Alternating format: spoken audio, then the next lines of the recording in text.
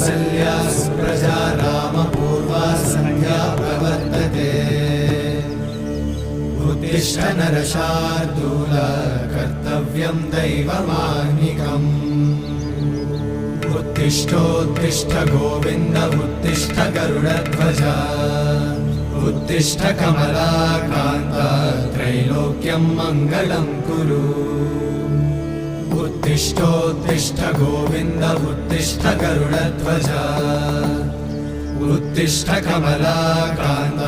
त्रैलोक्यं मङ्गलं कुरु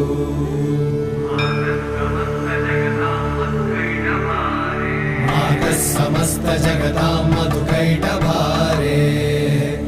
वक्षो विहारिणि मनोहर दिव्यमूर्ते श्रीस्वामि निश्चित जनप्रिय दानशीले श्रीवेङ्कटेश दयिते तव सुप्रभातम् तव सुप्रभातमरविन्दलोचने भवतु प्रसन्नमुखचन्द्रमण्डले विधिशङ्करेन्द्रवनिताभिरर्चिते वृषशैलनाथ दयिते दयानिधे अत्यादि सप्त ऋषयः समुपास्य सन्ध्या